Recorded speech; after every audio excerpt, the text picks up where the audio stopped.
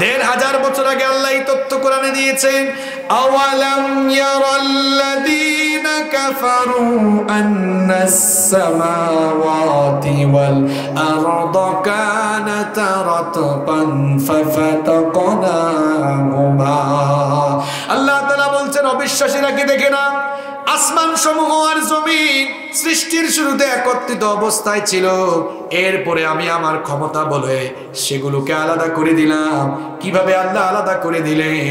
অন্য আয়াতে আল্লাহ বললেন সুম্মাস্তাওয়া ইলাস সামাই ওয়া হিয়া দুখানুন ফাকালা লাহা ওয়া লিল আরদি ইতিয়া তাওআন আও কারহা ক্বালাতা আতাইনা তাইঈন।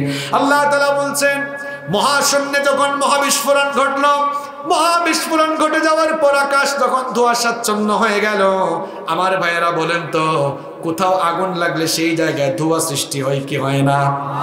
আকাশ যখন ধোঁয়াশাচ্ছন্ন হয়ে গেল, আল্লাহ তাআলা বলেন আমি তখন ধোঁয়াশাচ্ছন্ন আকাশের দিকে মনোনিবেশ করে আসমান জমিনকে অর্ডার দিলাম তারা যেন পরস্পর সেপারেট হয়ে যায়।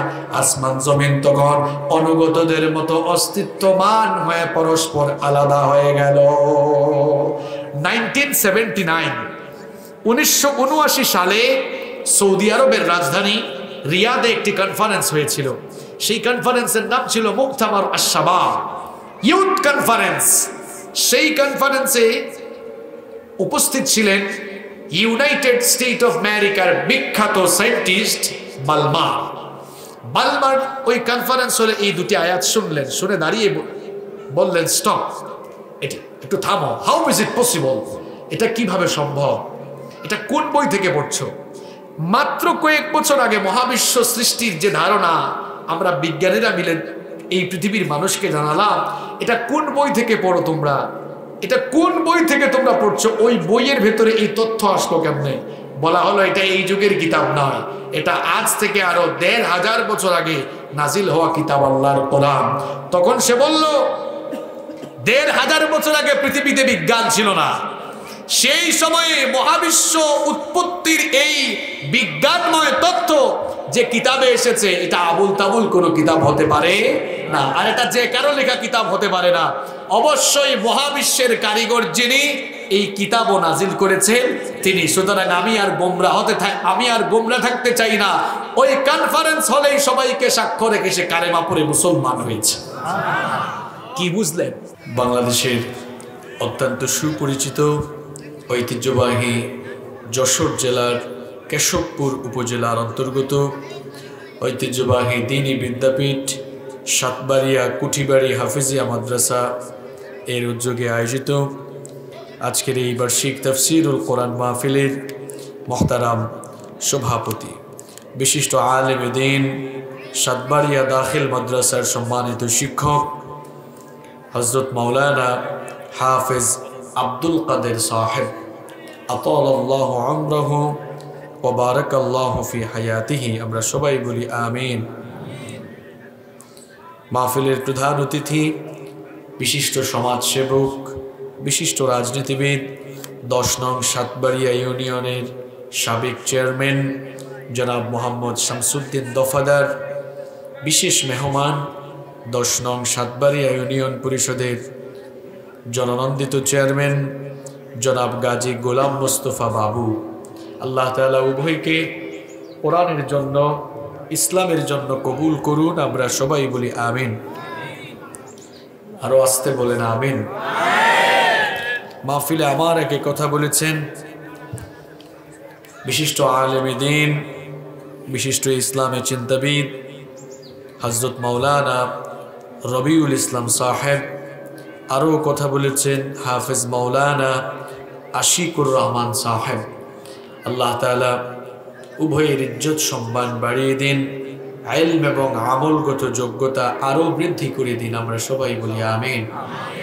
মাহফিলে উপস্থিত সম্মানিত শ্রদ্ধেয় উলামায়ে কেরাম, আমার সামনে বসা পিতৃতুল্য সম্মানিত মুরব্বিয়ানে আযম, যুগে যুগে আল্লাহর জমিনে আল্লাহর দ্বীন প্রতিষ্ঠার জন্য যারা সবচাইতে বেশি অগ্রণী ভূমিকা পালন করেছেন, আমার কলিজার টুকরা প্রিয় যুবক এবং তরুণ ভাইয়েরা, স্কুল, কলেজ, ইউনিভার্সিটি এবং বিভিন্ন মাদ্রাসা পড়ুয়া আমার প্রাণপ্রিয় মেধাবী ছাত্র ভাইয়েরা, পর্দার আড়াল থেকে শ্রবণরতা সম্মানিতা মা এবং বোনেরা, উপস্থিত মিডিয়ার প্রিয় কর্মী ভাইয়েরা, প্রাণ প্রিয় কেশবপুর তথা যশোরবাসী, আপনারা সবাই কেমন আছেন? আলহামদুলিল্লাহ, আমি আল্লাহর রহমতে ভালো আছি। আমাদের সবাইকে সুস্থতার সাথে বাঁচিয়ে রেখে কোরআনের এই বরকতময় মাহফিলে শামিল হওয়ার তৌফিক দিয়েছেন কে? সেই মহান রবের জন্য হৃদয়ের সবটুকু ভালোবাসা, আবেগ অনুভূতিকে উজাড় করে দিয়ে খুশি মনে প্রাণবন্ত আওয়াজে উচ্চ কণ্ঠে কালিমাতুশ শুকর আদায় করে আমরা সকলেই পড়ছি আলহামদুলিল্লাহ। সবাই দুপুরে খাওয়া দাওয়া করেছেন? কারা কারা খান নাই হাত তুলেন তো। আহারে, অনেকেই খান নাই, হাতগুলো নামান। কোরআনের জন্য এই যে ত্যাগ, এই যে স্যাক্রিফাইস, এই স্যাক্রিফাইসটুকু আল্লাহ তাআলা কবুল করেন। খোদা লাগছে এই জন্য আমিনও জুড়ে বলতে পারছেন না, তাই না?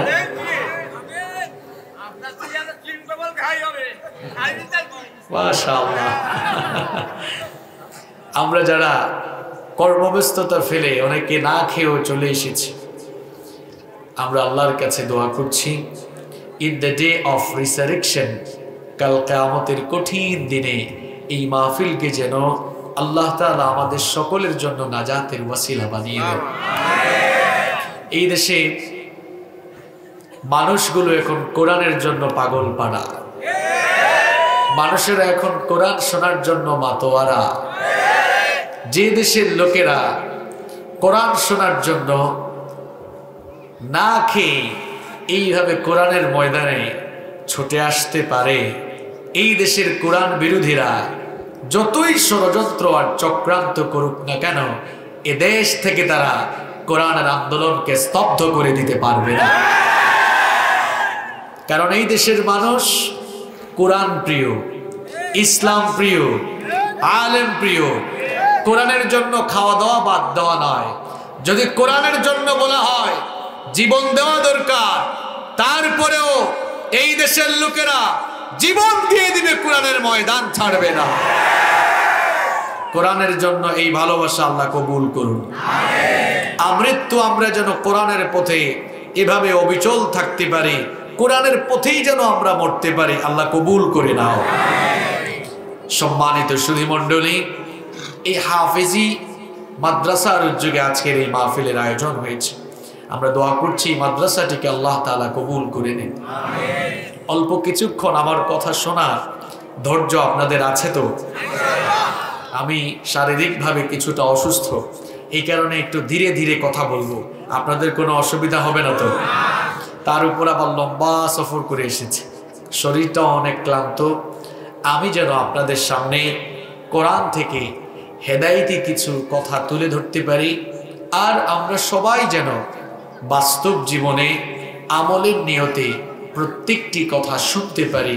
আল্লাহ তাআলা আমাদের সবাইকে সেই তৌফিক দান করেন। কিছুক্ষণ পর একটি সালাত আমাদের সামনে সমাগত, সালাতুল আসর। আর সালাতুল জোহর শেষ করে আপনারা আলোচনা শুনতে বসে গিয়েছেন।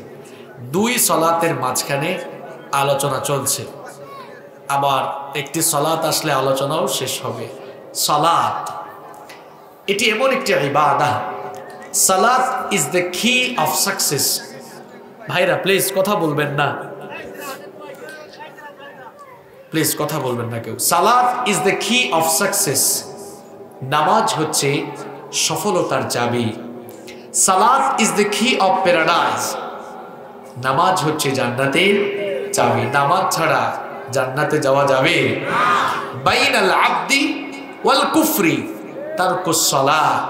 নবীজি বলেছেন আল্লাহর বান্দা আর কাফেরের মধ্যে পার্থক্যই হলো নামাজ ছেড়ে দেওয়া। আল্লাহর বান্দা কখনো নামাজ ছাড়তে পারে না। আমরা অনেকে ওয়াজ শুনি, ওয়াজ শুনে বাড়িতে চলে যায়, কিন্তু নামাজ আদায় করে না। আছে না নাই? ওয়াজ শোনা আপনার জন্য ফরজ না, কিন্তু নামাজ আদায় করা আপনার জন্য ফরজে আইন। এটা যদি আপনি ছেড়ে দেন, এটা আমার কথা নয়, নবীজি বলেছেন, মান তারাকা সালাতান মুতাআম্মিদান ফাকাদ কাফারা। ইচ্ছে করে যে নামাজ ছেড়ে দিল, সে কার সাথে কুফরি করলো? নামাজ হচ্ছে ঈমানের সার্বক্ষণিক চিহ্ন। আমরা যে ঈমানদার, এই ঈমানদারির প্রকাশ হয় আজান হলে যদি আমরা মসজিদে যেতে পারি। এই নামাজ আল্লাহ কেন দিলেন? প্রত্যেক দিন আমরা মসজিদে গিয়ে 5 বার আল্লাহকে সাজদা দিব, শুধুমাত্র কি এই উদ্দেশ্যেই নামাজ ফরজ করা হয়েছে? যশোরের মানুষ, শিক্ষিত মানুষ, বুদ্ধিমান মানুষ, আপনারা বুঝে শুনে জবাব দিয়েন, নামাজ শুধুমাত্র আল্লাহ সাজদা নেবার জন্য কি আমাদের জন্য ফরজ করেছেন? না। আপনি আল্লাহকে সাজদা দিলেই কি আর না দিলেই কি? কারণ এই দলুক ভুলুক নভমণ্ডল ভূমণ্ডলে যা আছে সব কিছু যার ইবাদত করে তিনি কে? আপনি আল্লাহর জিকির যদি করেন, কিংবা আপনি যদি আল্লাহর জিকির নাও করেন, আল্লাহর কিছুই যায় আসে না। আল্লাহ আপনার ইবাদতের মুখাপেক্ষী নন। আপনি যদি সারা জীবন আল্লাহর জিকির আজকার তাসবিহ তাহলিল আল্লাহর ইবাদত বন্দেগী না করেন, তাও কোনো অসুবিধা নাই। কারণ আল্লাহ কোরআনে বলেছেন, ইউসাব্বিহু লিল্লাহি মা ফিস সামাওয়াতি ওয়া মা ফিল আরদ। আসমান সমূহ আর জমিনে যা আছে সবকিছু যার তাসবিহ জপে। সবাই বলেন তিনি কে? আপনি আল্লাহর ইবাদত করলে লাভ আপনার, না করলে লস আপনার। প্রশ্ন হলো, হুজুর, যদি সাজদা নেওয়া উদ্দেশ্য না হয়, তাহলে কেন আল্লাহ তাআলা রেগুলার 5 বার ডিউটি দিলেন যে 5 বার নামাজে যাও? এর একটা কারণ আছে না নাই? আরেকটু জোরে বলতে হবে, কারণ আছে না নাই? এত কষ্ট করে মাহফিলের আয়োজন হয়েছে, কিছু আলোচনা বুঝে শুনে যাওয়ার চেষ্টা করে, যেন বাস্তব জীবনে আমল করতে পারে। কেন আল্লাহ তাআলা তাহলে নামাজের বিধান দিলেন? কারণ নামাজের ভেতরে আপনার জীবন পরিচালনার প্রশিক্ষণ আছে। কিভাবে আপনি দুনিয়াতে চলাফেরা করবেন, এই চলাফেরার নির্দেশনা নামাজের ভেতরে আছে না নাই? এই পৃথিবীতে আমাদেরকে পাঠিয়েছেন কে? কারো কারো মুখ বন্ধ হয়ে আছে, আল্লাহর নাম বলতে কষ্ট হয়। পৃথিবীতে আমাদেরকে পাঠিয়েছেন কে? তুলে নিবেন কে? পৃথিবী থাকার জায়গা নয়, চলে যাওয়ার জায়গা। No one can escape from death. মৃত্যু থেকে কেউ পালিয়ে বাঁচতে পারবে? সবাই চলে যাবে। আমাদের পূর্বে যারা এসেছেন চলে গিয়েছেন, আমরা আছি, থাকবো না, আমরাও চলে যাব। It's hour final destination. এটাই হচ্ছে আমাদের চূড়ান্ত গন্তব্য। এই যে জন্ম মৃত্যুর মাঝখানে আপনি মুসলমান কিভাবে চলাফেরা করবেন, কেমন ভাবে নামাজের বাইরে আপনাকে জীবনযাপন করতে হবে, নামাজের ভেতরে সব প্রশিক্ষণ, সব শিক্ষা আছে না নাই? আমি আজ আপনাদের সামনে অত্যন্ত সংক্ষিপ্ত সময়ে কোরআন সুন্নাহ থেকে নামাজের কিছু শিক্ষা তুলে ধরব, যে শিক্ষাগুলো আমরা বাস্তব জীবনে মানলে আমাদের ব্যক্তি জীবন, পারিবারিক জীবন, সমাজ এবং রাষ্ট্রীয় জীবনে সফলতা আসবে ইনশাআল্লাহ। ফার্স্ট অফ অল, নামাজ আমাদেরকে ঐক্যবদ্ধ থাকার শিক্ষা দেয়। আমরা এক একজন এখানে এক এক দল করলেও এটা কি আমাদের বড় পরিচয়? তাহলে সবাই একটু বলেন তো দেখি, আমাদের সবচাইতে বড় পরিচয় কি? আরেকটু জোরে বলেন। আমাদের প্রভু কয়জন? আমাদের নবী কয়জন? কিতাব কয়টা? আমাদের প্রভু এক, এক নবীর উম্মত, জীবন বিধানে ওই শিবানী কোরআন। আমাদের প্রভু এক, নবীর উম্মত জীবন বিধানে ওই শিবানী কোরআন তবে কেন এক নও হে মুসলমান এক হও করিয়া আহ্বান। আমাদের পরিচয় আমরা কি? আরো জোরে বলেন। নামাজ আমাদেরকে ঐক্যবদ্ধ থাকার শিক্ষা কিভাবে দেয় দেখেন। মসজিদে যখন আমরা ঢুকি, কোনোদিন কি মসজিদে আপনারা নামাজের কাতারে আলাদা আলাদা কোনো ক্যাটাগরি পেয়েছেন? যে আপনি কওমি মাদ্রাসার আলেম, আপনি সামনের কাতারে, আলিয়া মাদ্রাসারা পেছনের কাতারে, এরকম ভাগ করা আছে? এই আমি আওয়ামী লীগ করি, আমারে সামনে দে, তুই বিএনপি তুই পিছনে, এরকম আছে? মসজিদে যখন আমরা যাই দেখা যায় কওমি হুজুরের পাশে আলিয়ার হুজুর, তার পাশে চরমোনাইর হুজুর, তার পাশে আওয়ামী লীগের ভাই, তার পাশে বিএনপির ভাই, তার পাশে জাতীয় পার্টির ভাই, জামাতের ভাই, হেফাজতের ভাই, সবাই এক কাতারে কাঁধে কাঁধ লাগায়া পাশাপাশি দাঁড়িয়ে যায়। বলেন সেখানে কোনো ভেদাভেদ আছে? অনৈক্য আছে?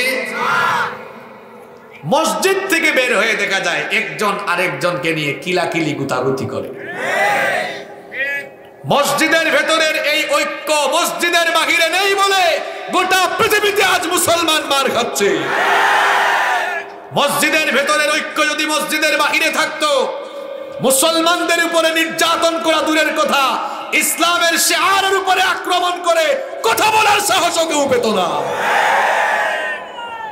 আমরা মসজিদের ভেতরে ঐক্যবদ্ধ থাকি, কিন্তু মসজিদের বাইরে সামান্য মতপার্থক্যের কারণে এক ভাই আরেক ভাইকে আমরা দেখতে পারি না। সবচেয়ে আফসোসের ব্যাপার কি জানেন?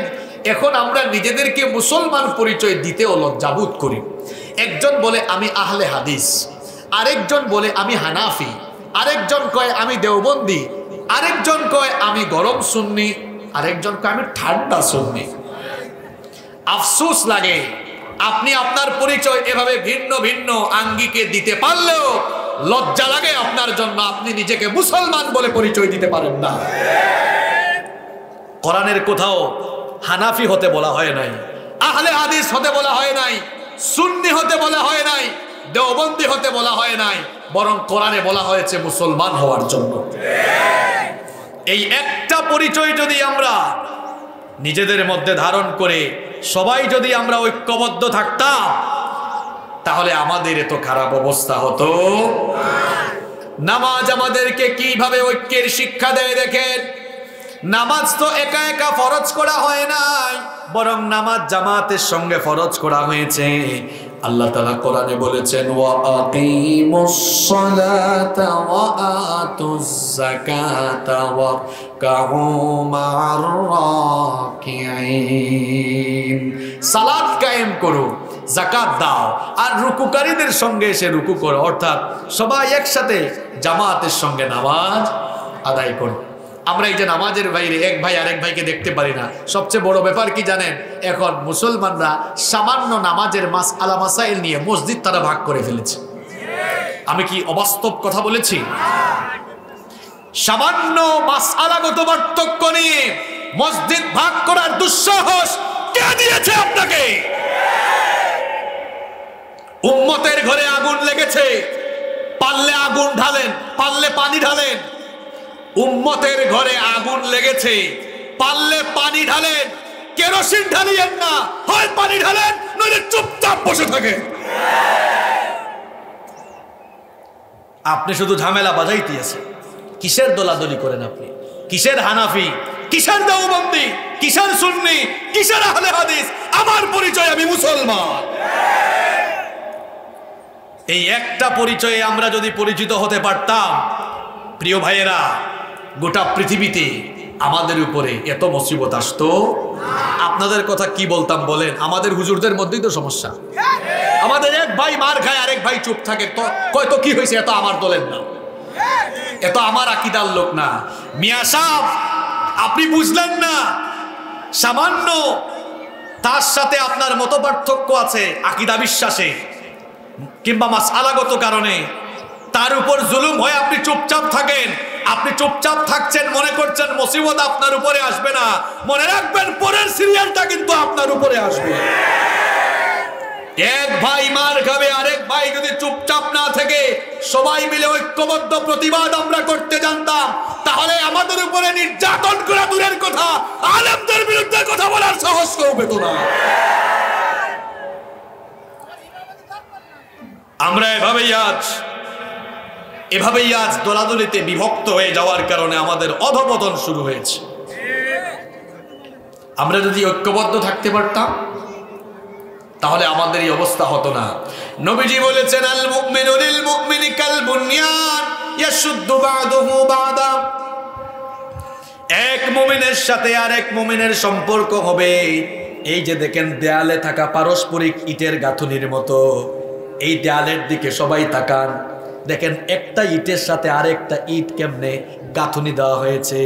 যদি একটা ইটের সাথে আরেকটা ইট পাশাপাশি গাঁথুনি দেওয়া না হতো তাহলে কি মজবুত দেওয়াল হতো নাকি? আমরা যদি দলাদলি বাদ দিয়ে এই পারস্পরিক গাঁথুনি দেওয়া ইটের মতো আমরা যদি এভাবে সীসা ঢালা প্রাচীরের মতো ঐক্যবদ্ধ থাকতে পারি, তাহলে মুসলমানদের উপরে নির্যাতন চালানোর সাহস কেউ কখনো পাবে না। একটা লাঠি যদি আপনার হাতে দেওয়া হয়, একটা লাঠি ভেঙে ফেলা সহজ না কঠিন? আরেকটু জোরে বলে, সহজ না? ঠাস করে ভেঙে ফেলবেন। এখন যদি আপনার হাতে 1000 লাঠি দেওয়া হয়, ভাঙতে পারবেন? কুতাকুতি শুরু হবে, ভাঙতে পারবে? কি বুঝলেন? আমরা যখন দোলাদলি করে করে আলাদা আলাদা থাকবো, ইসলাম বিরোধীরা যখন যারে ধরবে মেরুদণ্ড ভেঙে দিবে। আর যখন দ্বীনের দাবিতে সবাই ঐক্যবদ্ধ থাকবেন, 1000 লাঠি যেমন ভাঙা যায় না, তেমনি সবাই আমরা এক টেবিলে বসতে আমাদের বিরুদ্ধে কথা বলার সাহস কেউ পাবে না। এদেশের মুসলমানরা আলেমদেরকে এক টেবিলে দেখতে চায়। আপনারা চান তো? আমরা সবাই ঐক্যবদ্ধ থাকবো, এটি নামাজের শিক্ষা। নাকি আপনারা গুতাগুতি করবেন, ঠেলাঠেলি করবেন? তাহলে নামাজ আমাদেরকে কিসের শিক্ষা দেয়? ঐক্যবদ্ধ থাকার শিক্ষা দেয়। নাম্বার 2, নামাজ আমাদেরকে ভেদাভেদহীন ভ্রাতৃত্বপূর্ণ একটি সমাজ গঠনে শিক্ষা দেয়। নামাজে যখন আমরা যাই আমাদের মধ্যে কোনো ভেদাভেদ থাকে না, কোনো শ্রেণী বৈষম্য থাকে না। যে কোনো স্টেটাসের মানুষ যখন নামাজে যায় পাশাপাশি কাঁধে কাঁধ লাগিয়ে দাঁড়িয়ে যায়। কুলিওয়ালা, ঠেলাওয়ালা, রিক্সাওয়ালা, প্রেসিডেন্ট, প্রাইম মিনিস্টার আর সমাজের একেবারে নিম্ন স্তরের লোকেরা সবাই যখন মসজিদে ঢুকে যায় একই কাতারে কাঁধে কাঁধ লাগিয়ে পাশাপাশি দাঁড়িয়ে যায়। সেখানে ঢোকার পরে আমাদের মধ্যে কি কোনো শ্রেণী বৈষম্য থাকে নাকি? এই যে আপনাদের সাতবাড়িয়া ইউনিয়ন পরিষদের চেয়ারম্যান, তিনি মসজিদে ঢোকার পরে তার পাশে যদি রিক্সাওয়ালা দাঁড়ায়, তিনি যদি বলেন, এই বেটা রিক্সাওয়ালা, আমার চিনস তুই? হ্যাঁ, আমি ইউনিয়ন পরিষদের চেয়ারম্যান, যা পিছনে যা, আমার পাশে দাঁড়াইছ কেন? এই কথা যদি বলেও ফেলে, রিক্সাওয়ালা বলবে, চেয়ারম্যান সাহেব, চেয়ারম্যানগিরি ওই পরিষদে গিয়ে দেখান, এটা আল্লাহর ঘর, এখানে আপনিও আল্লাহর গোলাম, আমিও আল্লাহর গোলাম। এজন্য মহাকবি কবি ইকবাল তিনি তার কবিতায় বড় চমৎকার করে বলেছেন, এক হি সফ মে খড়ে হোগে মাহমুদ ও আয়াজ, এক হি সফ মে खड़े होंगे महमूद व अयाज, न कोई बंदा रहा न कोई बंदा नवाज। নামাজে আসার পর সম্রাট মাহমুদ আর তার চাকর আয়াজ যখন একই কাতারে পাশাপাশি কাছাকাছি দাঁড়িয়ে যায়, তখন সম্রাট মাহমুদ তিনি আর সম্রাটের ভূমিকায় থাকেন না, তার চাকর আয়াজ তখন আর চাকরের ভূমিকায় থাকে না। সম্রাট আর চাকর দুজনেই তখন আল্লাহর গোলাম হয়ে যায়। এখন নামাজে আমরা সব একসাথে দাঁড়াই, আর নামাজের বাইরে কি করি আমরা? এখন তো বিয়ে শাদীতেও আপনারা ভাগ করে ফেলেছেন যে এই দিকে ভিআইপি বসবে আর এদিকে সাধারণ মানুষ বসবে, আছে না নাই? তো এই বুঝি আপনি নামাজ থেকে শিখলেন ভাই। আপনি আপনার ড্রাইভারের সাথে বসে খাইতে পারেন না, আপনি আপনার বাড়ির দারোয়ানের সাথে এক টেবিলে বসে খেতে পারেন না, আপনার প্রেস্টিজ চলে যাবে। এই বুঝি আপনি নামাজ থেকে শিখেছেন।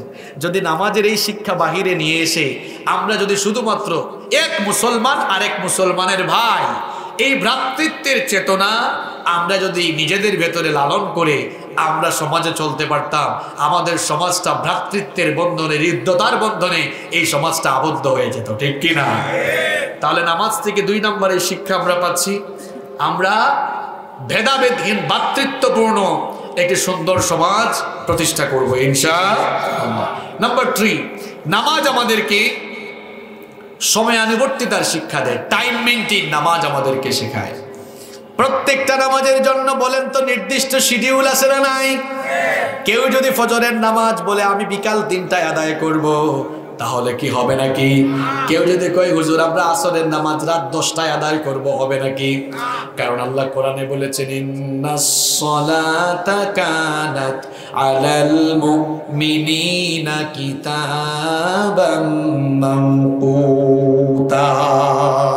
নিশ্চয়ই নিঃসন্দেহে নামাজকে একটি নির্দিষ্ট শিডিউলের ভিত্তিতে সময়ানুবর্তিতার উপরে ফরজ করা হয়েছে। প্রত্যেকটা নামাজের খুব সুন্দর একটা শিডিউল ঠিক করা আছে, ওই শিডিউল মতো আমরা নামাজে যাই। এখান থেকে আল্লাহ আমাদেরকে শেখাতে চান, বান্দা নামাজের বাহিরেও তুই তোর কাজগুলো টাইম মতো কর। আমরা টাইমের কাজ টাইমে করি না বলে আমাদের জীবনে সফলতা আসে না। এই যে ছাত্ররা, তোমরা পড়ার সময় পড়ো না, পড়ার সময় ঘুমাও, ঘুমের সময় তোমরা খেলাধুলা করো, খেলাধুলার টাইমে পড়তে বসো। এই যে টাইম মেনটেন নাই, এই জন্য তোমাদের ক্যারিয়ারে সফলতাও নাই। আমাদের জীবনে টাইম মেনটেন, আমরা জাতি হিসাবে উন্নত হতে পারলাম না কেন?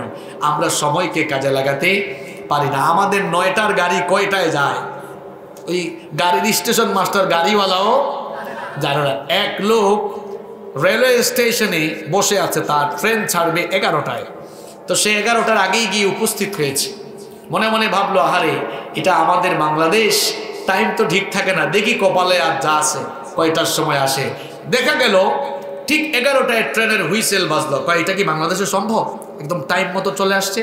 সে যখন উঠে লাগেজ টান দিতে যাবে, আরেকজন হাত ধরে বলে ভাই এত খুশি হইয়েন না, বসেন, এটা গতকাল রাত 11টার ট্রেন, আজ রাত 11টায় আসছে।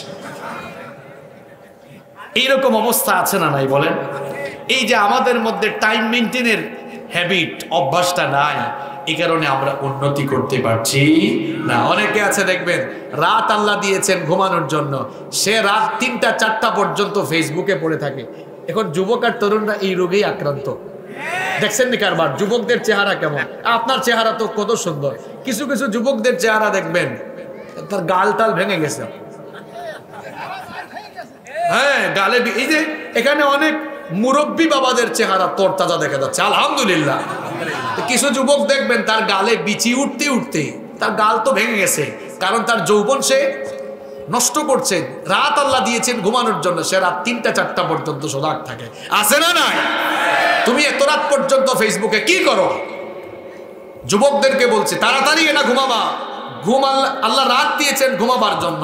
ও জাআলনাল লাইলা লিবাসা, রাতকে আল্লাহ আবরণ দিয়েছেন, অন্ধকারাচ্ছন্ন করেছেন। কেন? ঘুমানোর জন্য দিয়েছেন। আর ঘুমটা শান্তির বাহন। ও জাআলনা নাওমাকুম সুবাতা, টাইমের কাজ টাইমে করতে হবে। এই শিক্ষাও নামাজের ভেতরে আছে না নাই? নামাজ আমাদেরকে নেতা নির্বাচনের শিক্ষা দেয়। কি নির্বাচনের শিক্ষা দেয় বলেন তো? আমরা যখন নামাজে দাঁড়াই, জামাতবদ্ধ হয়ে যখন আমরা নামাজ আদায় করি, তখন একজন কি দরকার?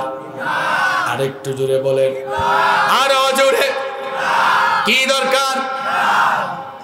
এখন বলেন আপনাদের এই মসজিদে যদি ইমামতির জন্য এমন এক লোক আসে যার তেলাওয়াত শুদ্ধ না, বিশুদ্ধ তেলাওয়াত জানে না, নামাজের মাসআলা মাসাইল জানে না, আবার ওই হুজুরের বউও পর্দা করে না, ওই হুজুরকে কি আপনারা ইমামতির জায়গায় দিবেন নাকি? দিবেন না। কেন? ওনার অশুদ্ধ তেলাওয়াত, উনি নামাজের মাসআলা মাসাইল জানে না, উনি কামিল পাশ করেন নাই, দাওরায়ে হাদিস পাশ করেন নাই, ওনাকে আমরা এই জন্য হুজুর মসজিদের ইমামতির জায়গায় দিব না। এটা একজন সচেতন মুসলমানের কাজ, যে অযোগ্য ইমামকে সে নামাজের ইমাম বানাবে না। এখান থেকে শিক্ষা কি? একজন মুসলমান নামাজে যেমন অযোগ্য কোনো লোককে ইমাম বানায় না, ঠিক তেমনি নামাজের বাহিরে মুসলমান অযোগ্য মানুষগুলোকে চোর ডাকাত সন্ত্রাস চাঁদাবাজকে তার সমাজের নেতা বানাবে না। এটা নামাজের শিক্ষা। কিন্তু এই শিক্ষা বর্তমানে আমাদের সমাজে খুব বেশি আছে।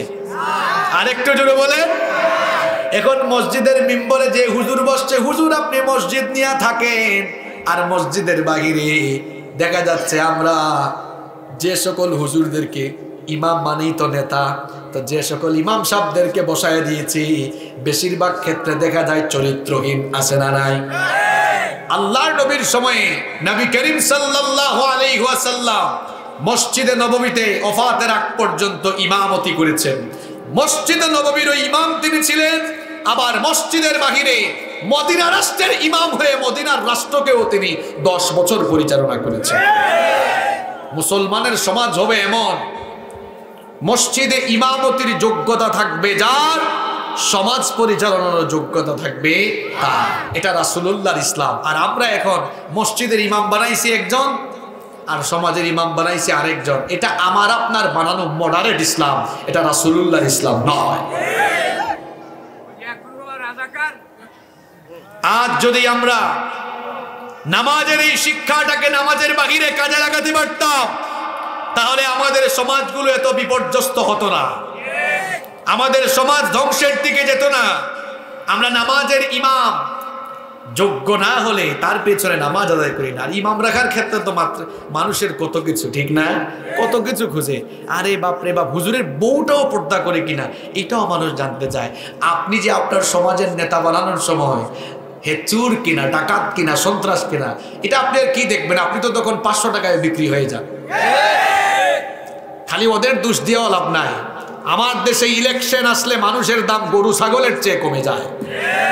একটা ছাগল বাজারে কম হলেও একটা ছাগলের দাম কত হবে? 5000 টাকা, এর চেয়ে কম পাওয়া যায়? নির্বাচন আসলে 500 টাকায় মানুষ বিক্রি হয়ে যায়। আছে এরকম? আচ্ছা, এই যে 500 টাকা খাইয়া একটা ভোট দিল, ভোটটা একদিনের জন্য দিল না 5 বছরের জন্য দিল? 1 বছর সমান 365 দিন। কত দিন?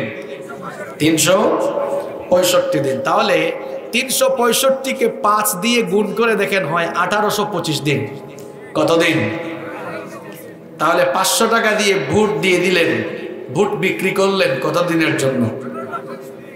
1825 ভাগ 500, কেউ ক্যালকুলেটারে গুণ করে দেখেন কত পয়সা, মনে হয় 5-7 পয়সা হইতে পারে, 10 পয়সাও হবে না।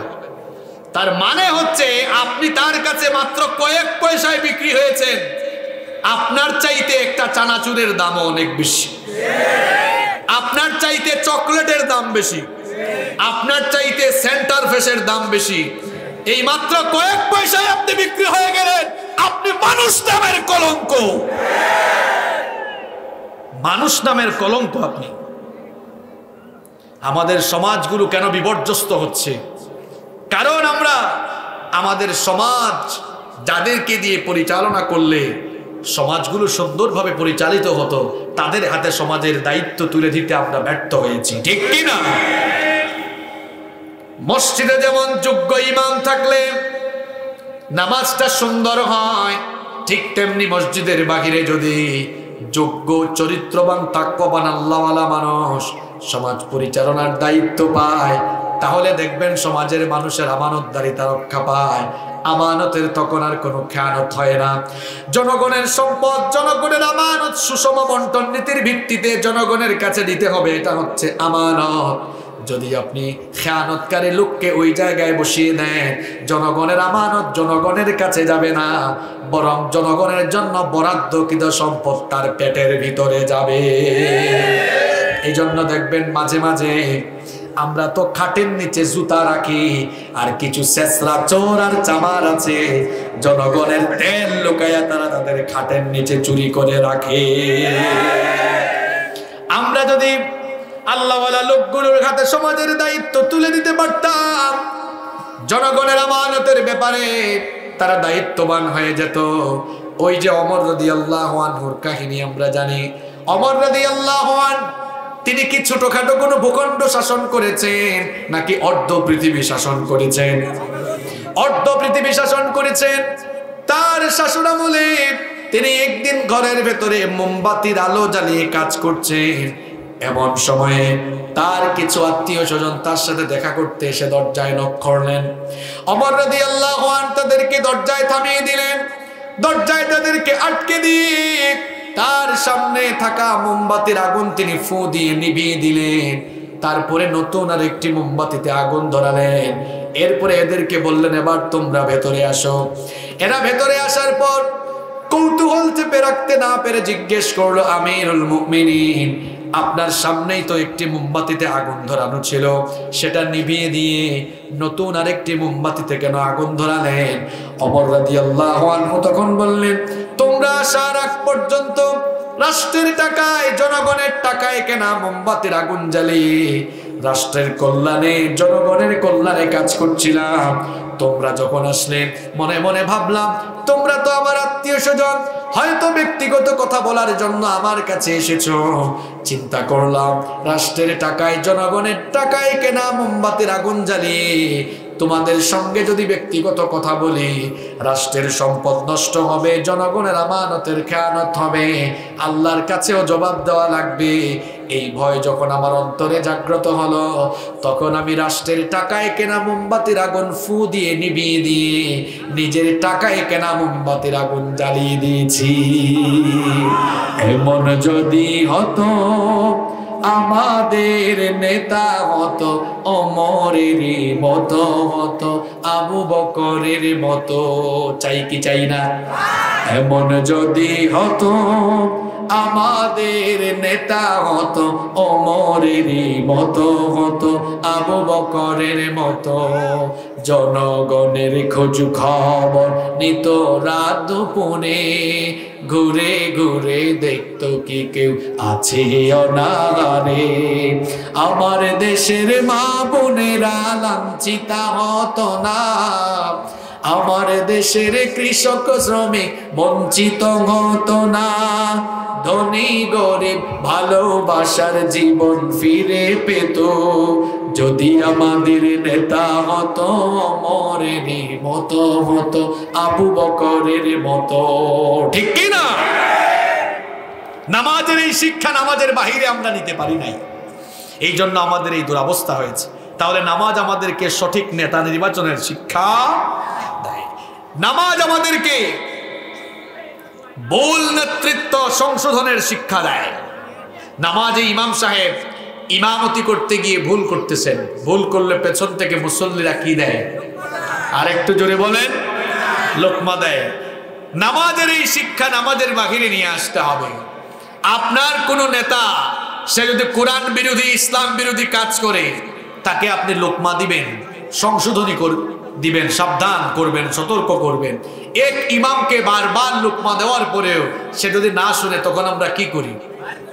হ্যাঁ, তখন আমরা তাকে টান দিয়ে ইমামতির জায়গা থেকে নিয়ে আসি। ঠিক তেমনি আমরা আদর করে, মহব্বত করে, আন্তরিকতার সাথে বারবার বারবার বারবার বারবার সংশোধনে দেওয়ার পরেও কেউ যদি কোরআন সুন্নাহ বিরোধী অবস্থান থেকে সরে না আসে, তাহলে আবার আমরাই তাকে টেনে ওখান থেকে নামায় দিব।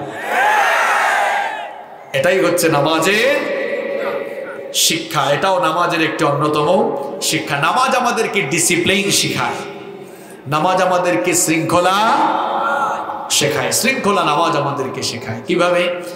দেখবেন নামাজে যখন আমরা যাই, কি সুশৃঙ্খল, সবাই চুপচাপ হয়ে যায়, খুব সুন্দর লাইন ধরে দাঁড়ায়, লাইন আঁকা বাঁকাও হয় না। কিন্তু নামাজের এই শিক্ষাটা নামাজের বাহিরে নাই।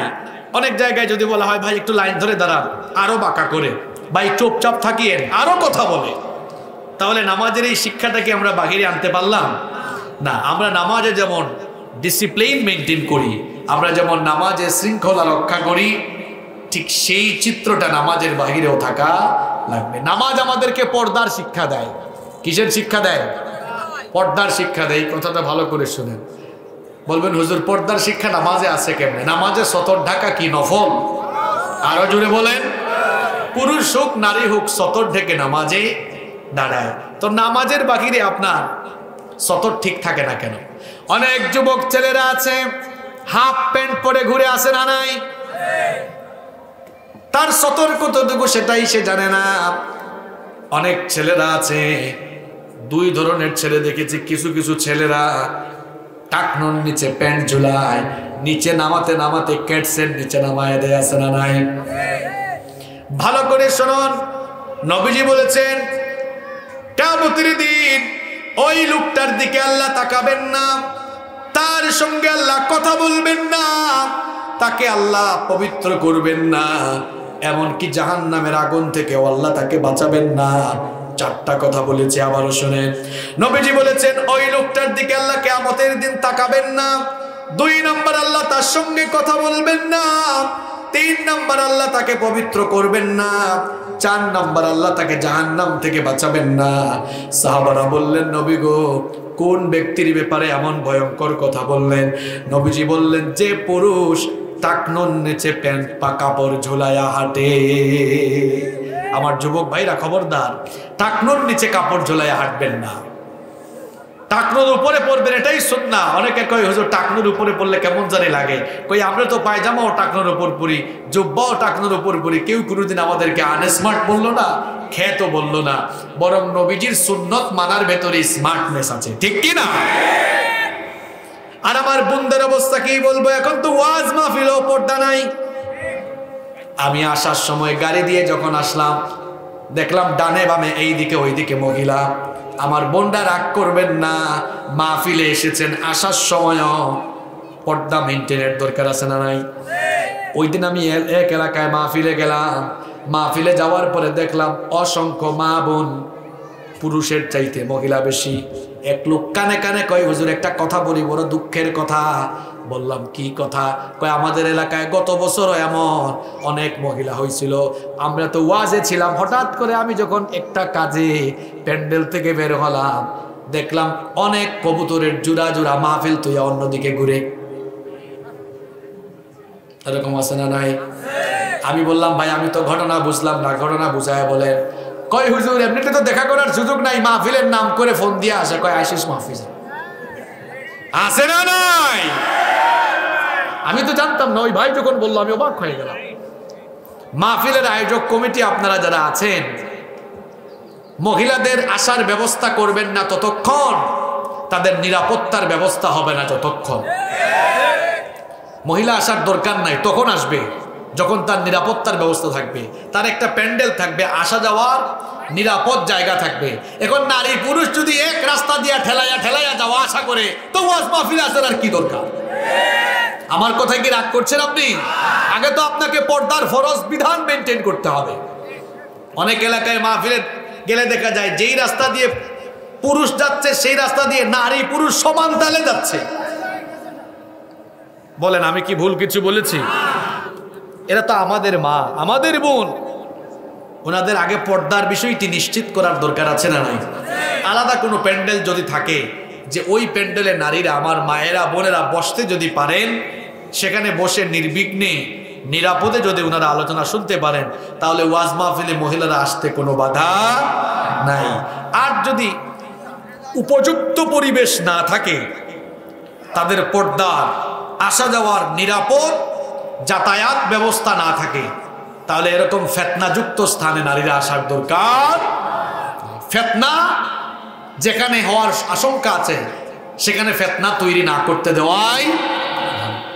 আমার মা বোনদেরকেও পর্দা করতে হবে, কারণ নামাজ আমাদেরকে পর্দা শিখিয়েছে। আমার অনেক মা বোনরা আছে, ঘর থেকে যখন বের হয় তখন দেখা যায় বেপর্দা হয়ে বের হয়।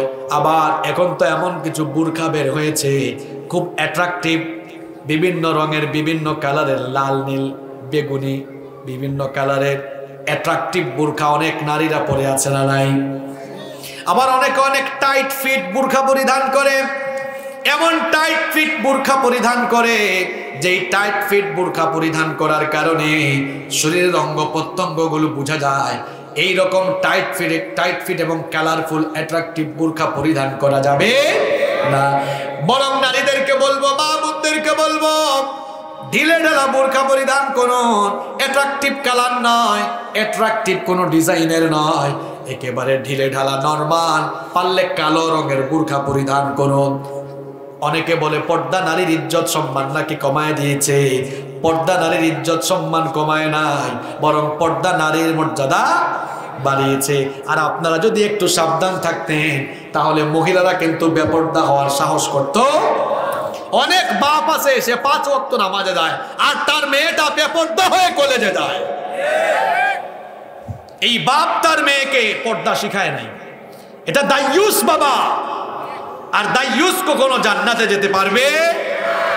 অনেক ভাইয়েরা আছে তার নিজের বউকে এখনো পর্দা করাতে পারে, তার বউকেও পর্দা করাতে পারে না। বউ নিয়ে যখন বের হয় বেপর্দা অবস্থায় বের হয়। এক লোক এইরকম বের হয়েছে তার নিজের বউকে নিয়ে। যখন তার নিজের বউকে নিয়ে বের হয়েছে, রাস্তায় দাঁড়িয়ে আছে, ছোট ভাই একটা পেয়ে বলল, ভাই আপনার সাথে এটাকে? কয় চিনস না? তোর ভাবি। কয় ওয়াও। কয় থ্যাংক ইউ। তো বললো, ভাই ভাবিকে এই অবস্থায় নিয়ে বের হয়েছেন কেন? কয় দেখ তোর ভাবি কি সুন্দরী, কি রূপসী, ঘরের ভিতর আমি না দেখি, এটা কেবল আমি জানি। তোর ভাবি কত সুন্দরী, কত রূপসী, এলাকার মানুষ তো জানে না। এলাকার মানুষের একটা হক আছে না? আরে বাপরে বাপ, এলাকার মানুষের হক আদায় করে, মানে তার বউ এলাকার মানুষ দেখুক। এরকম আল্লাহর কুতুব এই এলাকায় আছে? এটা আল্লাহর কুতুব না দাইয়ুস? এটা মানুষ না শয়তান রূপী মানুষ? আবার অনেকে আছে নিজের বউয়ের ফটো ফেসবুকে দেয়। এই রোগী মনে হয় এই এলাকায় নাই। আরে বাপরে বাপ, বউকে নিয়ে বিভিন্ন জায়গায় ঘুরতে গিয়েছে। কয় আমরা এখন কক্সবাজারে, সেলফি একটা তুলে দিয়ে দিল, বউয়ের ফটো ফেসবুকে দিয়েছে। এখন বলেন তো, ফেসবুক কি পাবলিক সাইট না পার্সোনাল সাইট? আর একটু জোরে বলেন। Public site. আর বউ কি পার্সোনাল না পাবলিক? তো বুঝলাম না, পার্সোনাল জিনিসটাকে সে পাবলিক সাইটে আপলোড দিয়ে দিল। আরে ভাই, পার্সোনাল জিনিসটাকে তো পাবলিক সাইটে আপলোড দেয় তারা, নিজের বউকে মানুষের জনগণের সম্পদ বানিয়েছে যারা। বেহায়া, বেশরম, আত্মসম্মান বোধ বলতে তার মধ্যে কিছুই নাই। সব জিনিস কুরআন হাদিস দিয়ে ওয়াজ করা লাগে না, কিছু জিনিস কমন সেন্স দিয়ে বুঝে ফেলতে হয়। নিজের বউয়ের ফটো ফেসবুকে আপলোড দিয়েছে, এরপরে একজন কমেন্ট করছে, ওয়াও ভাবিকে হ্যাপি লাগতেছে। সে আবার রিপ্লাই দিয়েছে, কয় থ্যাংক ইউ। এখন তো থ্যাংক ইউ দেয় না। হ্যাঁ, থ্যাংক ইউ, ভেরি গুড। আমার এক চাচাও জানে, ভেরি গুড। ফেসবুক চালান নাকি আপনি? এখন তো অনেক চাচাদেরও ফেসবুক আইডি আছে, অনেক চাচিদেরও ফেসবুক আইডি আছে, অনেক স্মার্ট ওনারা। এরপরে আরেকজন কমেন্ট করছে, ওয়াও ভাবিকে জুস লাগতেছে। হ্যাঁ বেকুব, কার জুস কে খায় রে? আপনার নিজের বউয়ের সৌন্দর্য আপনার জন্য। আর অনেক মহিলারাও আছে, এরা নিজের হাজবেন্ডের সামনে কামলা বেডির মতো, কাজের বুয়ার মতো থাকে। আর যখন ঘর থেকে বের হবে সাজগোজ শেষ হয় না, হাজবেন্ড বলে, কই গো তোমার কি শেষ হইল? কই আরেকটু দাঁড়াও। আছে না নাই? লিপস্টিক লাগাতে লাগাতে তারপর আর কি জানি কয়, আস্কারা মাস্কারা। হ্যাঁ, আইলেনা কি বলছে, আইলা আস্কারা মাস্কারা। যাই হোক, হাবি যাবি মাখতে মাখতে সময় আর শেষ হয় না। তো যে মহিলা ঘর থেকে বের হওয়ার সময় এত বেশি সাজগুজ করে বের হয়, আসলে ওই মহিলা নিজের সৌন্দর্য পর পুরুষকে দেখানোর খায়েসেই এত সাজগুজ করে। নইলে সে এত সাজগুজ করতো না, বুরখা টুরখা পরেই বের হয়ে যেত। আমার মা বোনদেরকে বলছি, আপনাদের সৌন্দর্য কেবলমাত্র আপনার স্বামীর জন্য। আপনার স্বামীর সামনে সাজগুজ করবেন। আপনারাও আবার নিজের বউয়ের সামনে কামলা বেড়ার মতো থাকেন না।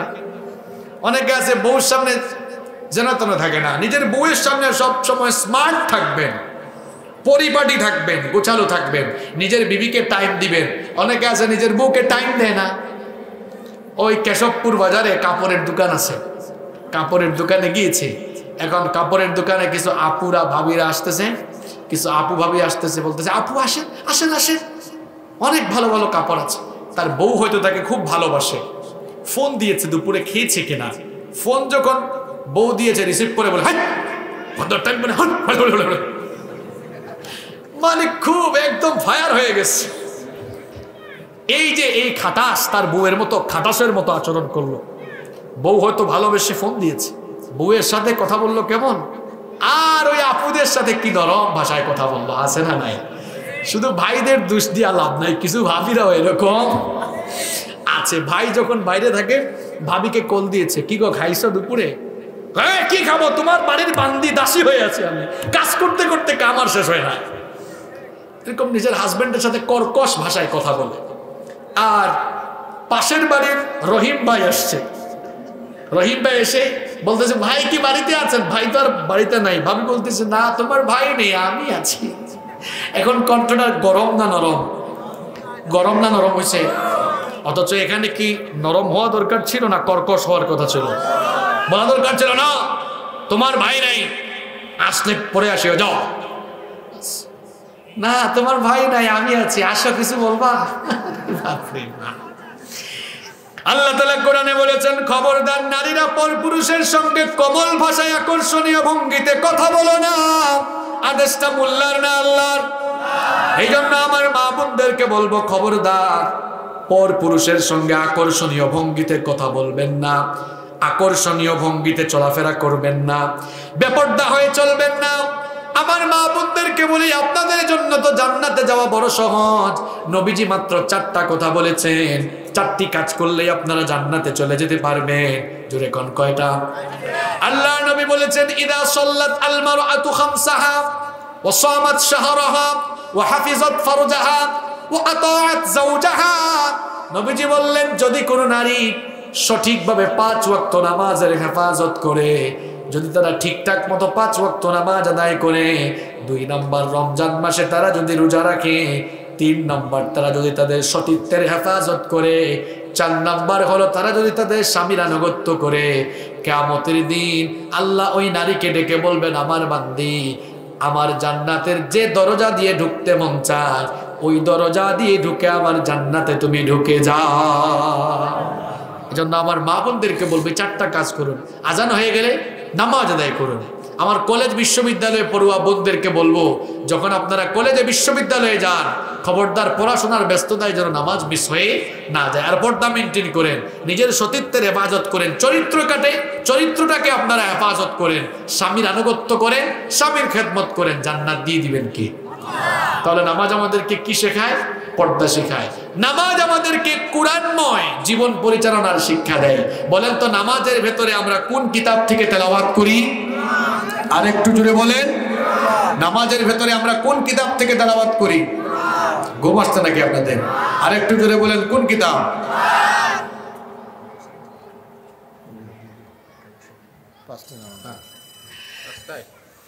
নামাজে আমরা কোন কিতাব তেলাওয়াত করি? সবাই বলেন আল কোরআন। কোরআন ছাড়া নামাজে অন্য কোনো বই পড়লে হয় না।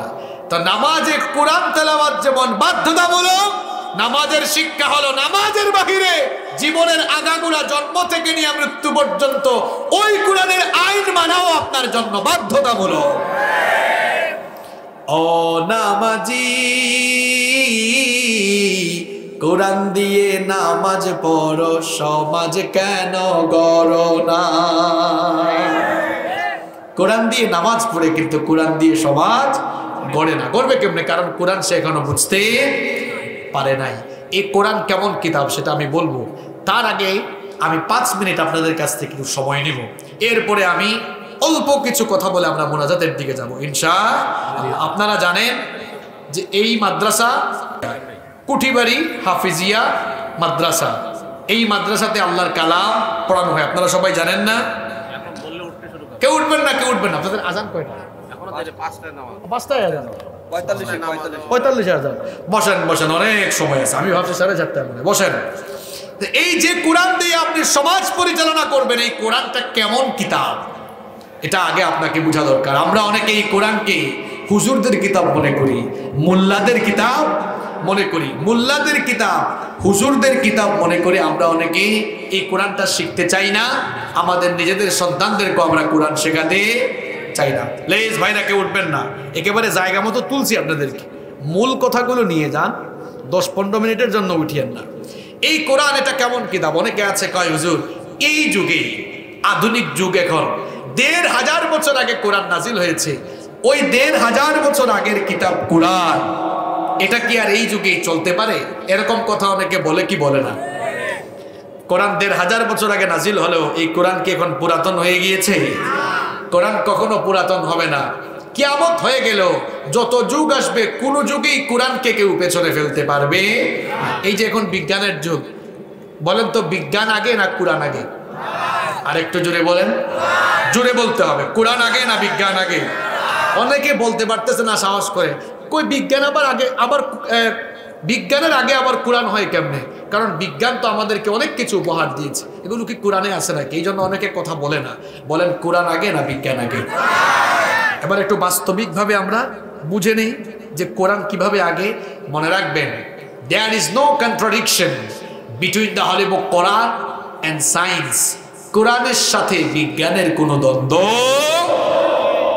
নাই, বরং বিজ্ঞান কোরআনের কাছে পরিত্যক্ত হিসাবে প্রমাণিত। বিজ্ঞান কোরআন থেকে ১৫০০ বছর পিছিয়ে আছে, আর কোরআন বিজ্ঞান থেকে কত হাজার বছর এগিয়ে। আরো জোরে বলেন। তার মানে হলো বিজ্ঞান এখন যা জেনেছে বা জানাচ্ছে, কোরআন তা জানিয়েছে কত হাজার বছর আগে। কিভাবে? কয়েকটা উদাহরণ দেই, দেখেন। এই যে পৃথিবী যেখানে আপনারা বাস করছেন, এটা কি এমনি এমনি সৃষ্টি হয়েছে? না, এটা সৃষ্টি হলো কিভাবে? How the universe was created. এই মহাবিশ্ব কিভাবে পয়দা হলো?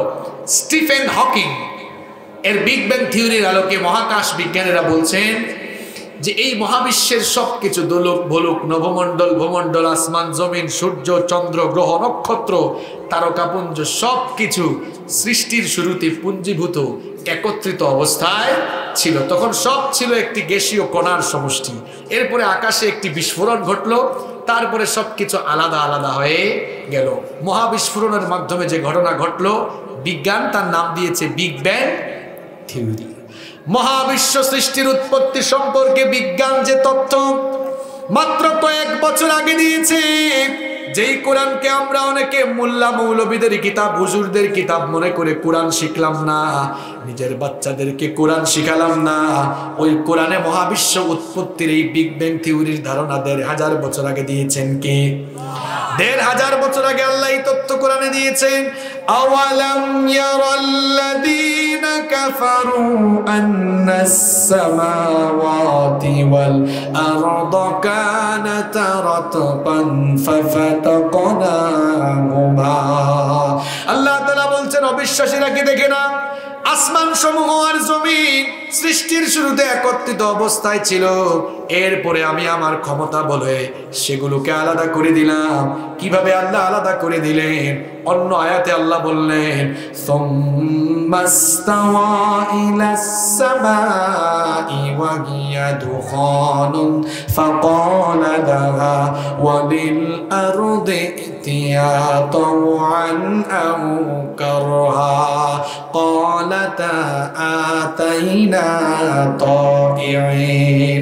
আল্লাহ তাআলা বলছেন, মহাশূন্যে যখন মহাবিস্ফোরণ ঘটলো, মহাবিস্ফোরণ ঘটে যাওয়ার পর আকাশ যখন ধোঁয়াশাচ্ছন্ন হয়ে গেল, আমার ভাইয়েরা বলেন তো, কোথাও আগুন লাগলে সেই জায়গায় ধোঁয়া সৃষ্টি হয় কি হয় না? আকাশ যখন ধোঁয়াশাচ্ছন্ন হয়ে গেল, আল্লাহ তাআলা বলেন, আমি তখন ধোঁয়াশাচ্ছন্ন আকাশের দিকে মনোনিবেশ করে আসমান জমিনকে অর্ডার দিলাম, তারা যেন পরস্পর সেপারেট হয়ে যায়। আসমান জমিন তখন অনুগতদের মতো অস্তিত্বমান হয়ে পরস্পর আলাদা হয়ে গেল। 1979 সালে সৌদি আরবের রাজধানী রিয়াদে একটি কনফারেন্স হয়েছিল। সেই কনফারেন্সের নাম ছিল মুক্তামার আশ-শাবাব, ইউথ কনফারেন্স। সেই কনফারেন্সে উপস্থিত ছিলেন ইউনাইটেড স্টেট অফ আমেরিকার বিখ্যাত সায়েন্টিস্ট বালমার। বালমার ওই কনফারেন্স হলে এই দুটি আয়াত শুনলেন, শুনে দাঁড়িয়ে বললেন, স্টপ, এটা একটু থামো। How is it possible? এটা কিভাবে সম্ভব? এটা কোন বই থেকে পড়ছো?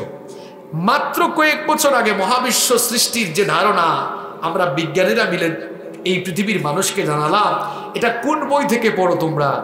এটা কোন বই থেকে তোমরা পড়ছো? ওই বইয়ের ভেতরে এই তথ্য আসলো কেমনে? বলা হলো, এটা এই যুগের কিতাব নয়, এটা আজ থেকে আরো ১৫০০ বছর আগে নাজিল হওয়া কিতাব, আল্লাহর কোরআন। তখন সে বলল, ১৫০০ বছর আগে পৃথিবীতে বিজ্ঞান ছিল না। সেই সময়ে মহাবিশ্ব উৎপত্তির এই বিজ্ঞানময় তথ্য যে কিতাবে এসেছে, এটা আবুল তাবুল কোনো কিতাব হতে পারে না, আর এটা যে কারো লেখা কিতাব হতে পারে না। অবশ্যই মহাবিশ্বের কারিগর যিনি, এই কিতাবও নাজিল করেছেন তিনি। সুতরাং আমি আর গোমরা থাকতে চাই না। ওই কনফারেন্স হলেই সবাইকে সাক্ষ্য রেখে সে কালেমা পড়ে মুসলমান হয়েছে। কি বুঝলেন? বিজ্ঞান যত উন্নত হচ্ছে, বিজ্ঞান আর বিজ্ঞানীরা কোরআনের কাছে মাথা উঁচু করতে পারছে না, মাথা নিচু করে রাখতে বাধ্য হচ্ছে। শুধু কি তাই, এই যে আপনারা ফিঙ্গারপ্রিন্ট দেন না, এখন ফিঙ্গারপ্রিন্ট বুঝেন তো আপনারা, এই যে আঙ্গুলের ছাপ মারি না, টিপসই। দেখুন, পৃথিবীতে 1800 সালের আগে মানুষ ফিঙ্গারপ্রিন্টের কথা জানতো না। আমাদের হাতে আঙ্গুল আছে কয়টা? আরেকটু জোরে বলেন, কয়টা? 10টা। এক আঙ্গুলের ছাপের সাথে আরেক আঙ্গুলের ছাপের কোনো মিল আছে? দেখবেন আপনারা যখন পাসপোর্ট অফিসে যান 10 আঙ্গুলের ছাপ দেওয়া লাগে। আপনারা অনেকে বিদেশ গেছেন না, ইমিগ্রেশন পাস হওয়ার সময় দেখবেন 10 আঙ্গুলের ছাপ নেই। এমনকি আপনারা যে মোবাইল ফোন ব্যবহার করেন, মোবাইল ফোনের যে সিমের রেজিস্ট্রেশনে গেলে দেখবেন 10 আঙ্গুলের ছাপ নেই। কারণ আপনার আঙ্গুলের ছাপের সাথে আরেকজনের আঙ্গুলের ছাপের কোনো মিল নাই। পৃথিবীতে 800 কোটি মানুষ বাস করে, একজনের আঙ্গুলের ছাপের সাথে আরেকজনের আঙ্গুলের ছাপের কোনো মিল নাই। কুদরতটা কার? আসতে বলবেন না, কুদরতটা কার? বলেন তো একটু জোরে। এখন কত সাল? 2000। আর একটু জোরে বলেন। 1800 সালের আগে পৃথিবীর মানুষ ফিঙ্গারপ্রিন্টের ব্যাপারে জানতো না। সর্বপ্রথম ইংল্যান্ডের নাম শুনছেন আপনারা? ইংল্যান্ডে এই তত্ত্ব আবিষ্কার হয় 1856 সালে। ব্রিটিশ বিজ্ঞানী উইলিয়াম হার্সাল মানব দেহের উপরে গবেষণা চালিয়ে সর্বপ্রথম এই সায়েন্টিফিক তত্ত্ব তিনি আবিষ্কার করলেন। তো এখন 2022, 1856 কত? 160-70 বছর। আজ থেকে মাত্র 160-70 বছর আগে ফিঙ্গারপ্রিন্টের যেই ধারণা পৃথিবীর মানুষ পেয়েছে, যেই কোরআনকে আপনি মোল্লা মৌলবীদের কিতাব, হুজুরদের কিতাব মনে করে শিখলেন না, পড়লেন না, বুঝলেন না, নিজের বাচ্চাগুলোকে এখনো শিখালেন না, ওই কোরআনে 1500 বছর আগে এই সায়েন্টিফিক তত্ত্ব দিয়েছেন কে? কোরআনুল কারীমের 75 নম্বর সূরা সূরাতুল কিয়ামাহ 3 এবং 4 নম্বর আয়াত আপনি খুলে দেখুন। আল্লাহ তাআলা বলেছেন, আয়াহসাবু আল্লান নাজমা'a ইযামা বালা কাদিরিনা আলা আন নুসাউইয়া বানানা। আল্লাহ তাআলা বলছেন, যারা ধারণা করে, যারা মনে করে মানুষ মরে যাওয়ার পরে তার দেহের অঙ্গ প্রত্যঙ্গ যখন ছিন্ন বিচ্ছিন্ন আলাদা হয়ে যাবে, ছিন্ন বিচ্ছিন্ন আলাদা হয়ে যাওয়া অঙ্গ প্রত্যঙ্গগুলোকে কে আবার জোড়া লাগাবে? আল্লাহ তাদের প্রশ্নের জবাব দিতে গিয়ে বললে, বান্দারে, তোমার ছিন্ন বিচ্ছিন্ন হয়ে যাওয়া অঙ্গ প্রত্যঙ্গগুলোকেই আমি কেবল জোড়া লাগিয়ে তোমাকে জিন্দা করব না, বরং তার পাশাপাশি বালা কাদিরিনা আলা আন নুসাউইয়া বানানা, বরং তোমাদের প্রত্যেকের হাতের আঙ্গুলের যে মাথা, এই আঙ্গুলের ছাপগুলো পর্যন্ত আমি আবার পুনর্বিন্যস্ত করব।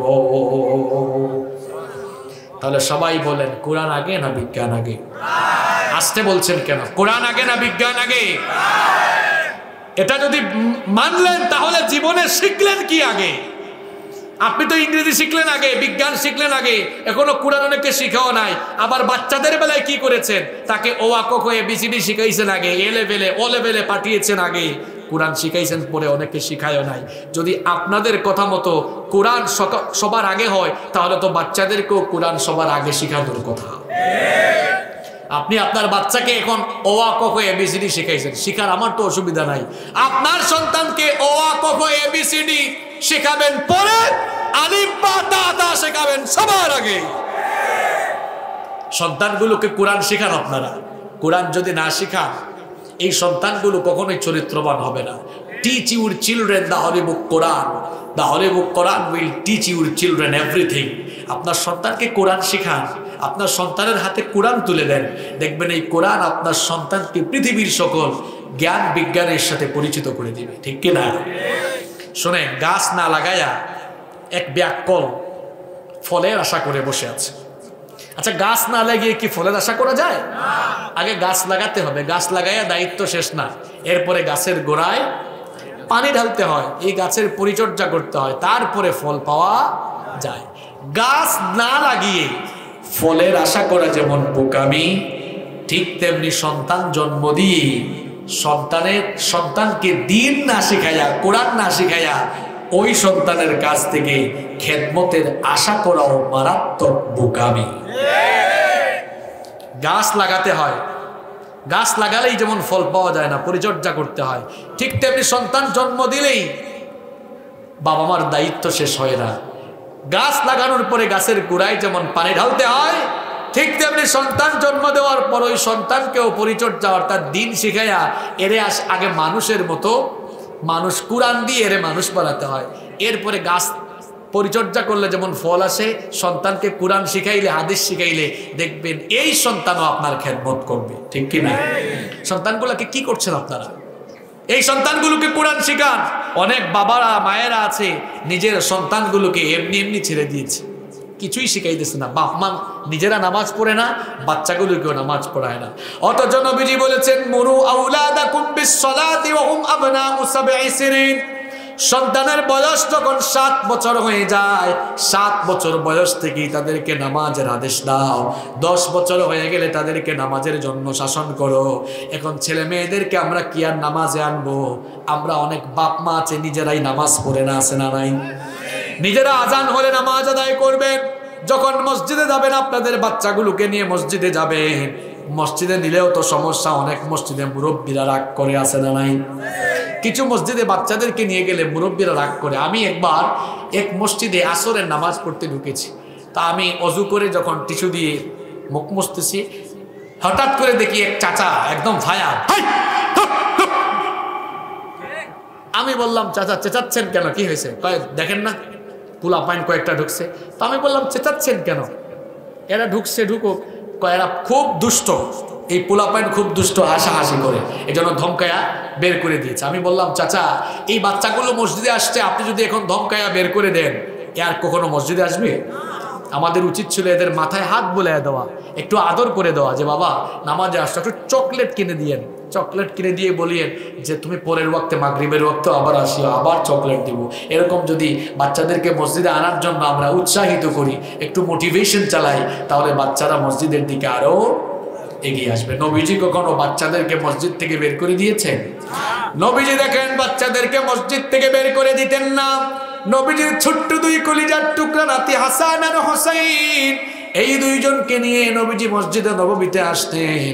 জুমার দিনে নবীজি খুতবা দিচ্ছেন, দেখবেন ছোট ছোট বাচ্চারা মসজিদে ঢুকলে একটু দুষ্টামি করে।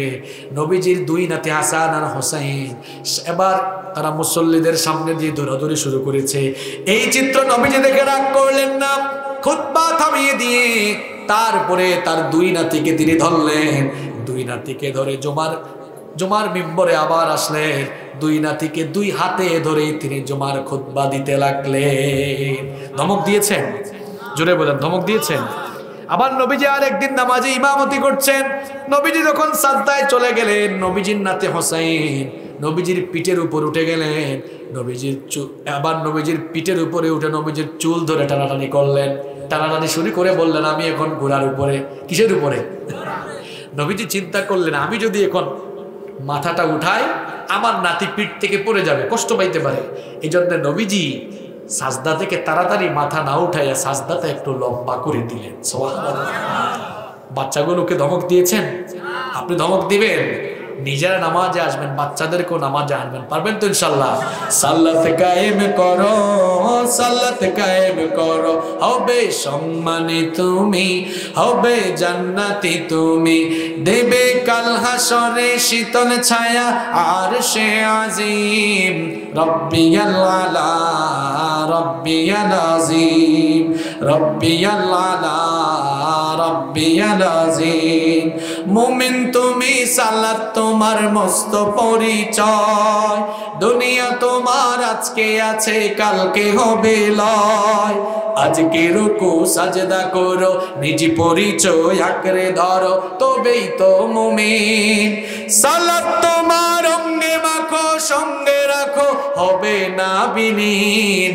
রব্বিয়াল আলা, রব্বিয়াল আজিম, রব্বিয়াল আলা, রব্বিয়াল আজিম। পড়েন আল্লাহু আকবার।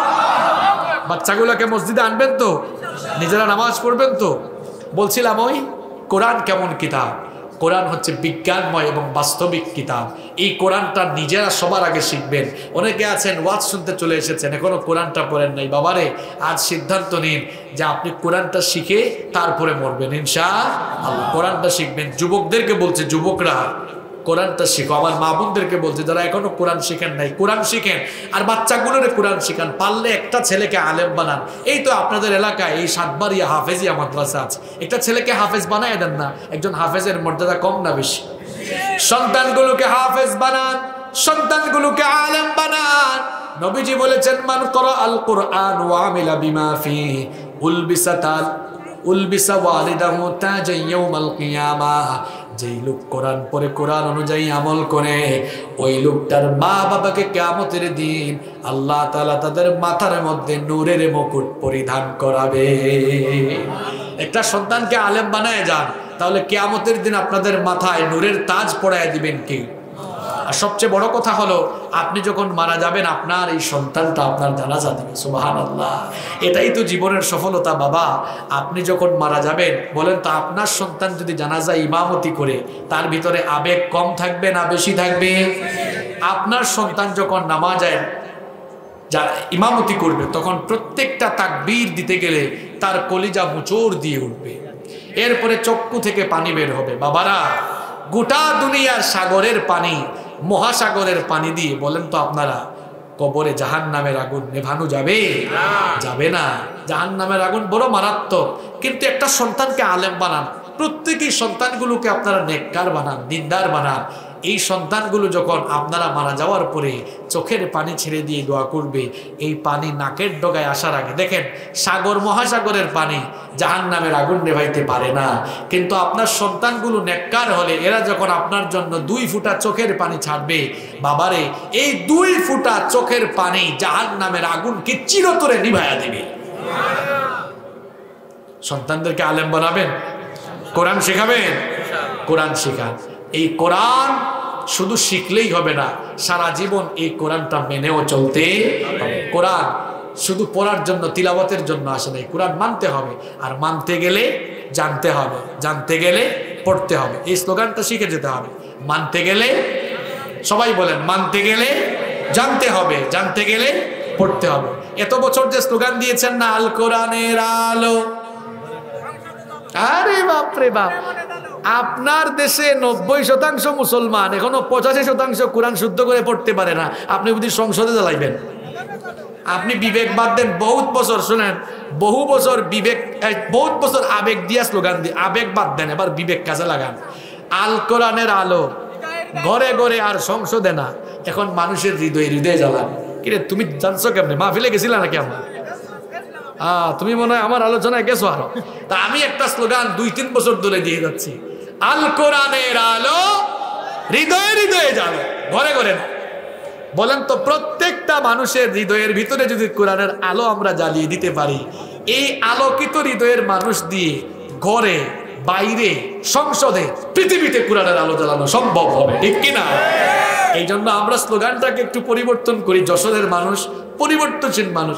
আসলে দেখেন ভাই, পরিবর্তন সবাই আনতে পারে না। ওই যে বলে না, যুগ জামানা পাল্টে দিতে চাই না অনেকজন, এক মানুষই আনতে পারে জাতির জাগরণ। এই কেশবপুর থেকে এই স্লোগান আপনারা তুলেন, দেখবেন কেশবপুরের কোনাকানা ছাড়িয়ে, আশেপাশের উপজেলা ছাড়িয়ে, যশোর খুলনা বিভাগে এই স্লোগান একদিন প্রতিধ্বনিত হবে ইনশাআল্লাহ। একটু আনকমন হইলো, একটু তালে উঠাইয়া দিই আপনাদেরকে, দেখি একটু কমন ফলাইয়া দিই। আমি বলবো আল কোরআনের আলো, আপনারা বলবেন হৃদয়ে হৃদয়ে আল কোরআনের আলো। সবাই বলেন, আল কোরআনের আলো হৃদয়ে হৃদয়ে জালো, আল হাদিসের আলো, কোরআন সুন্নাহর আলো। এই মাদ্রাসায় কি পড়ানো হয়? আরো জোরে বলতে হবে, আরো জোরে বলেন। এই কোরআনকে ভালোবাসেন?